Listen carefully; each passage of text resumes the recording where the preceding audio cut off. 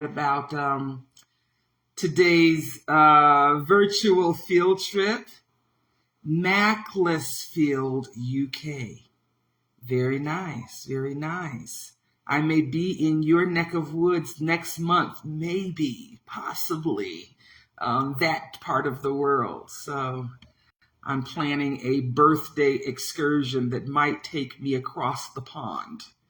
As a matter of fact, I'm hoping it will take me across the pond. So welcome this morning. I know, I'm excited. I'm chasing concerts. It's about music. It's about music. And there's a concert that I think I'm planning to treat myself to that's going to be on that side of the world for my birthday. And I'm kind of excited about that. And by kind of, I mean I'm a whole lot. Hartwell, Georgia.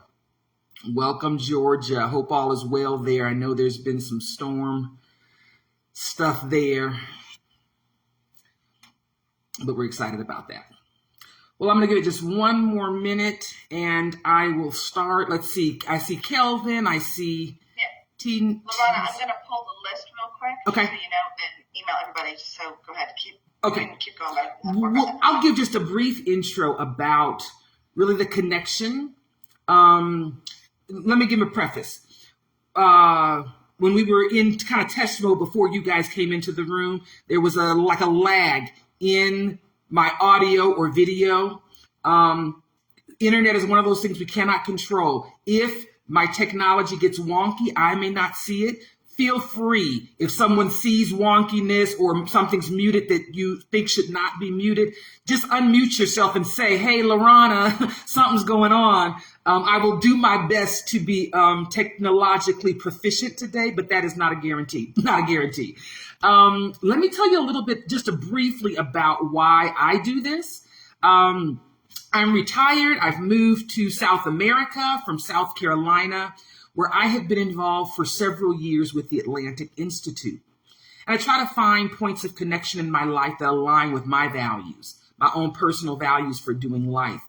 And one of the things about Atlantic Institute that connected for me was about this vision. If we do all this stuff, we have a vision of getting at least closer to this picture in our mind. And that picture in our mind is about living in a peaceful world where nonviolence, respect, understanding, friendship, cooperation, and love prevail.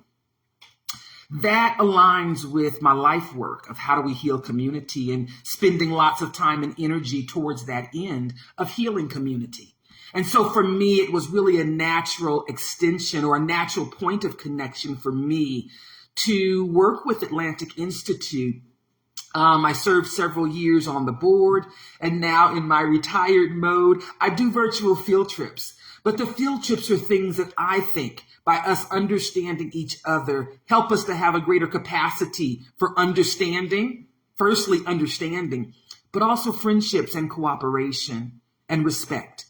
And so I have been enjoying each month finding different things in my own life and then deciding I'm going to share them with them. I'm going to share them with whoever shows up or the Atlantic Institute audience because I think these are things that are helping me gain respect and understanding, develop new friendships and cooperation with people who may be different than me in a whole lot of different ways. Physically different, my skin color, my hair color, my place of origin, the language that I speak, or things like my values and the faith traditions that nurture me. And so I do these field trips as a part of helping Atlantic Institute reach that vision, one little step at a time, one little virtual field trip at a time.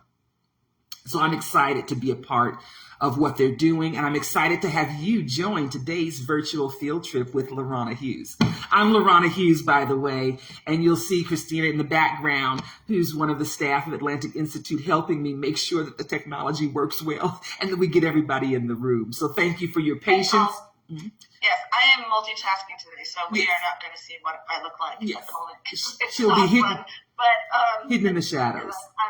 I'm homeschooling mom, multitasking with multiple extra kids. Yes. So while trying to work. Awesome. So I did just send out an email. Okay, so others may come in. You might receive another email, but if you would like to go ahead and get started now, I think you can. Oh man, I should have started the record before I started talking. Let me hit the record now. No, I thought what you did was good with that record. Yeah, that was good. This meeting is being recorded. Okay. So I've already given the introduction about Atlantic Institute. Check the website out if you'd like to know more. But this is my part of the work that I do where my life finds a point of connection with Atlantic Institute. And part of my personal life mission is for us to gain a deeper understanding and respect for each other and really appreciate the diversity that life can give us.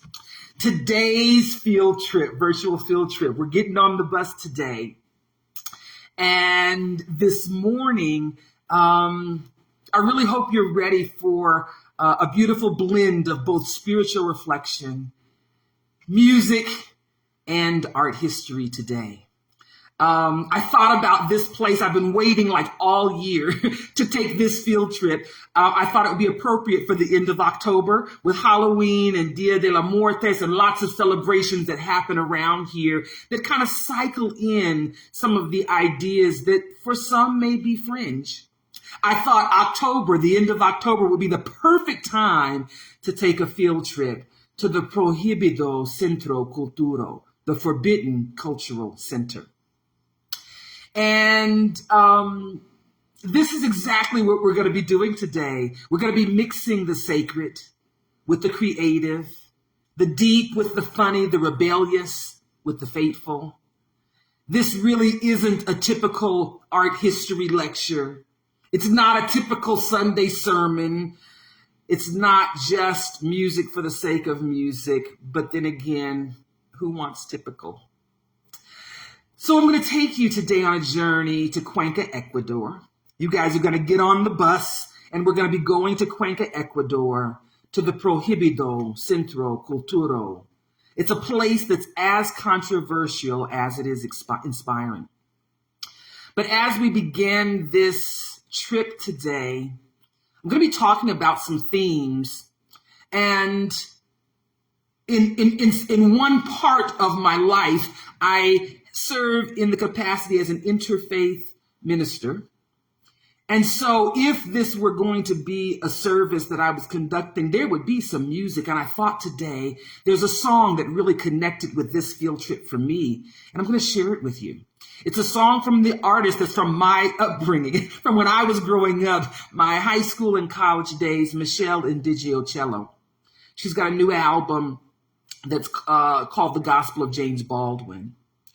And in listening to the album, one of the songs that caught my attention is a song called Thus Sayeth the Lord.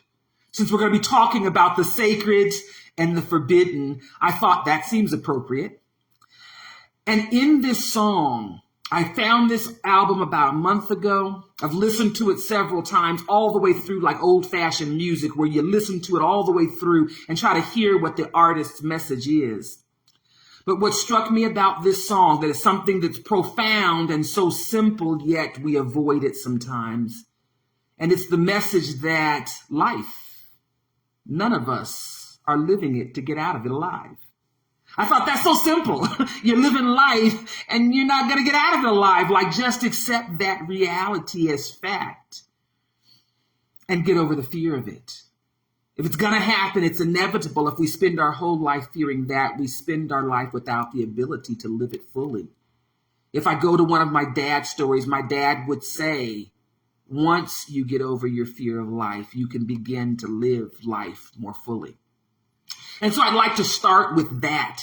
If you'll indulge me and we'll take a few minutes, I want you just to listen to this. Now, she has a really good Tiny Desk concert that has this, but it felt a little bit too busy. And I thought, I'm going to just play it so that, one, I can remember to turn it off and you guys don't end up hearing the whole concert instead of the other things that I want to share with you. But take a few minutes and I want you to listen to this, especially about this theme of our fear of dying, because part of that was some of the essence that I was able to pull from this experience that this artist was saying over and over again. Let's get over that fear and let's start living lives that are true and authentic.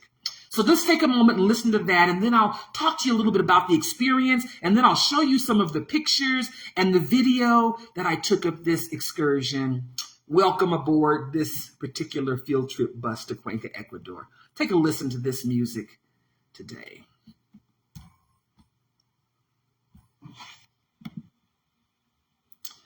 I hope you took a few minutes and really processed what was being said.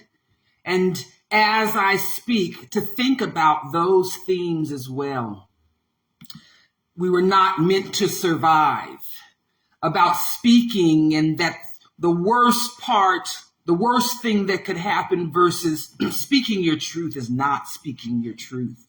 And that song really encapsulates really well this visit and this field trip that I'm taking you on today. Let me tell you about Eduardo Moscoso. He is the founding visionary artist of the Prohibido Cultural Centro here in Cuenca, Ecuador. And from its inception, this center has faced opposition, especially from the Catholic Church, which has tried 4 times to shut down this center. 4 times. But Eduardo's space, like his art, refuses to be silenced. It stands really as a testament to freedom. Freedom of expression, freedom from fear, and freedom to challenge what society deems untouchable, especially when it comes to topics like religion, death, living authentically. So today we're going to talk about living fully and fearlessly. We'll explore Eduardo Moscoso's life and art, the Prohibido Culturo, and connect it to really the profound spiritual lessons, breaking free from the fear of death so that we can live today with purpose and with joy. And for good measure, we'll weave in some of this wisdom from Meshell Ndegeochello's song, Thus Sayeth the Lord, to remind us that the light and the fight that we all carry within us. So sit back, we're going to embark on this journey together. And I'm going to start with talking about who is Eduardo Moscoso, the artist and the visionary for this center. First, let me introduce you to Eduardo Moscoso, the mastermind behind the Prohibido Culturo. Eduardo was born in the dense jungles of Ecuador, in a small town called Pananza, which is located in Morono, Santiago province. Not too far, actually, from Cuenca when I looked it up on the map to see where he was from. And as you'll see here, listen in the video, the son shared with me, he's coming from the jungle where ayahuasca and some of the indigenous practices really come from and are being held sacred. Now, when you grow up surrounded by the wild beauty of nature, you tend to have a broader perspective on life. And that's exactly what shaped Eduardo's artistic vision. The jungle teaches you about survival, but it also teaches you about the cyclical nature of life, of birth, of death, and of rebirth. Those are symbols that I find regularly here in Cuenca, here in Ecuador in general. In the ceremonies, in the places that I visit, you see those symbols, you hear those principles as a part of regular life. Eduardo left the jungle and he made his way to Cuenca, where he studied fine arts at the Remigio Crespo Toral School, which is part of our University of Cuenca system. By training, by creativity, he's a sculptor, exhibiting his work both individually and in group shows. But as he was doing that, he wasn't the kind of person to stay in one place or stick to one thing. He was a traveler. He ventured to places like Colombia, Venezuela, Spain, Luxembourg, and even spent time living in Belgium, which allowed him really to absorb the global artistic influences and experiences. And after all of that traveling, he returned to Cuenca with a new perspective and ideas.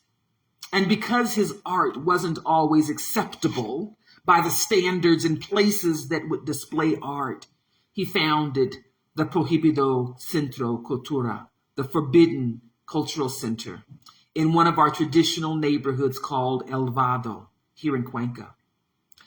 But this wasn't just another art gallery. Eduardo's center is dedicated to supporting really underground or fringe cultures, those parts of society that are often marginalized, overlooked, or if I'm being honest, just outright rejected. And when you name the center Prohibido, forbidden, you know you're going to stir things up. Little bit of rebellion, a whole lot of rebellion and art. This center currently, in the way that it's currently being used, is more than just a space. It's a whole experience. You walk in, and it really feels like you've entered a realm where the rules don't apply. And that's the point. Eduardo wanted to create a space where people could challenge what society considers forbidden, whether that's in art or religion or even in how we approach life and death. Let me tell you about one of the most striking pieces at the center. And you'll see the picture of this, and you'll see it in the video as I'm walking through the center with his son, Franco. It's a sculpture of Jesus. This isn't your typical crucifix expression.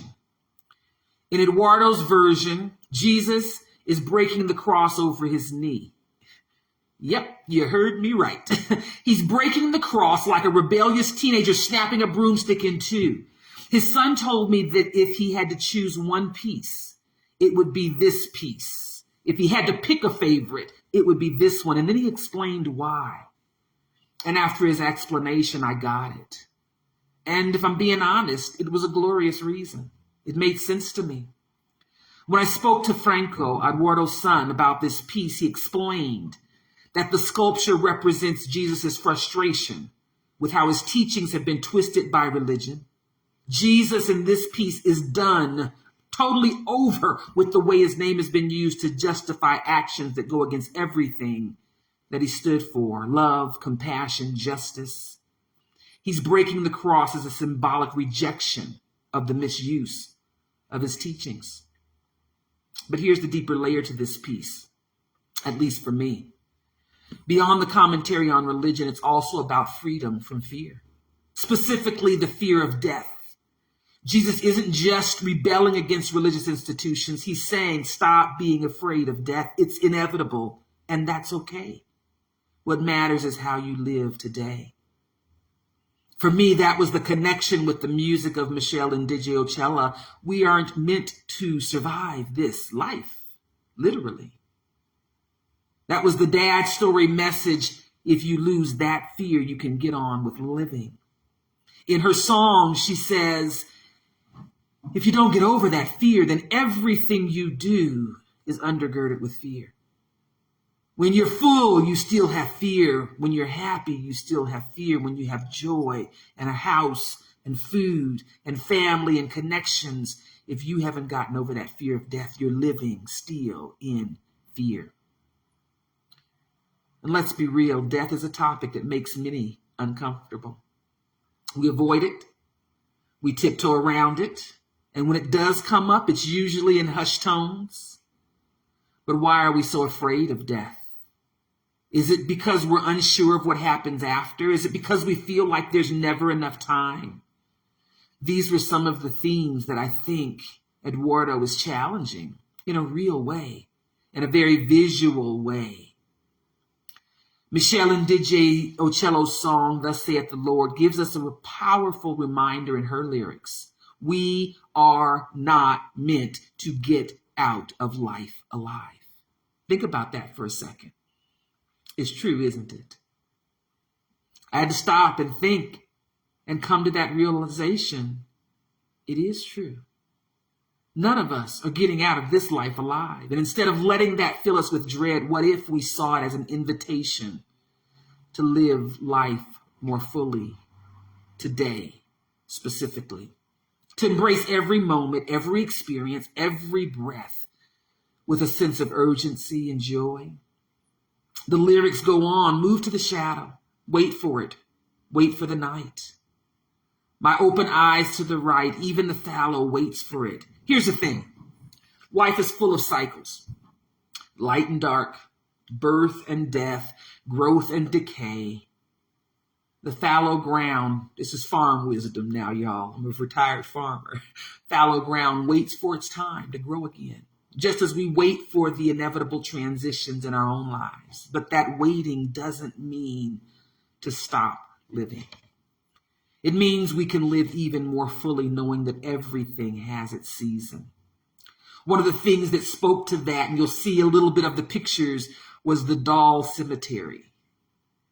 The son shared with me, and you'll hear a little bit of it, that he invited people to bring their dolls, symbolically of those chapters of life ending where we put those things away. But that there's honor. We're coming up to a holiday where they'll be celebrating that transition of death to the whatever's next. And so he challenges that in a really reflective way, where others have participated in the art that he displays there in the center. Eduardo's art constantly challenges us to confront these uncomfortable truths. His work asks us to look at life and death not as opposites, but as two sides of the same coin. By breaking the cross, his Jesus figure isn't rejecting faith. And that's probably the misunderstanding with the church that's caused him friction in their attempt to close down this expression. He's rejecting the fear that holds us back from living fully. Let me ask you this, and you don't have to give me an answer right now, but I do want you to think about it in a serious way. How would you live your life if you weren't afraid of death? If you knew that the end was coming, but it didn't scare you? Would you take more risks? Would you love more deeply? Would you spend more time doing what you truly care about? Eduardo's life and art asks us to consider these questions. He was born in a small jungle town. He traveled the world. He soaked in different cultures, and he came back to create some very rebellious, unique, and transformative art here in Cuenca. He wasn't afraid to push those boundaries. He wasn't afraid to challenge authority and to live his expression more fully. And that's the kind of fearlessness we're called to embrace in our own lives. All different faith traditions call us to that kind of living. Of course, this kind of radical expression doesn't come without resistance. The Catholic Church has tried 4 times to close down the center. Why? You can probably guess it, but because his art challenges the very foundations of traditional religious beliefs. It asks uncomfortable questions about authority and control and the true meaning of faith. It takes imagery that is held as sacred and expresses it in ways that are different than how we usually see it. But guess what? Despite the attempts to shut it down, the center still stands. It stands because it's speaking to something essential in all of us, the desire to be free, to question, to express, and to live authentically. And isn't that what art is supposed to do? Isn't it supposed to give voice to the things that we're too afraid to say? Isn't it supposed to force us to confront the fears we try to bury? His work is a reminder that living authentically often means going against the grain. It does mean challenging authority when it's necessary. It means speaking up when it's uncomfortable and embracing the messiness of life and death. And it means living fully and fearlessly even when others tell you not to, or when your living seems to be different than the path that others have taken. In the lyrics of the song by Meshell Ndegeochello, there's a beautiful line that says, "Shine, you and I, broken light. See, it's inside of you, and you're made for it. You're made for the fight of life, the fight of truth and expressing yourself authentically." We're all in some ways broken light. We all have cracks, flaws, imperfections. If you were in one of my recent field trips, we talked about pottery. Cracks are part of the experience of pottery. The things that are outside of your control, but our lives are the same.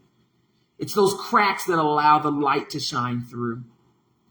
That song reminds me that I'm made for the fight. I'm made for the fight to live fully, to embrace my life with all of its imperfections, and to not be afraid of what's coming next, whether that be life or whether that be death in a literal way.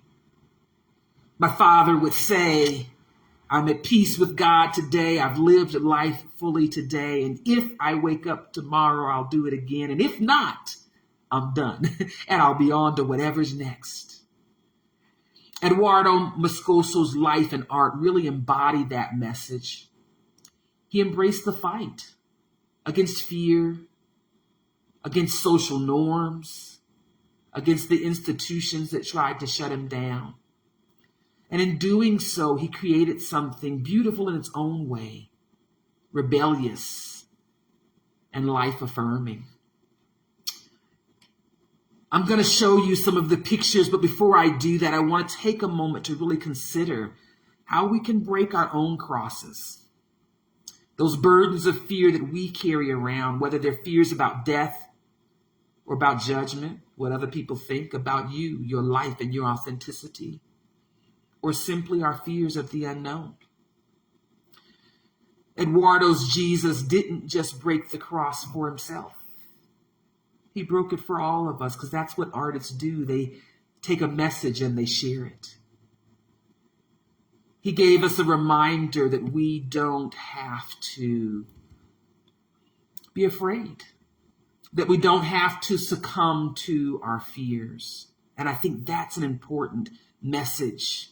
And if it comes from a rebellious artist who dares speak of the forbidden,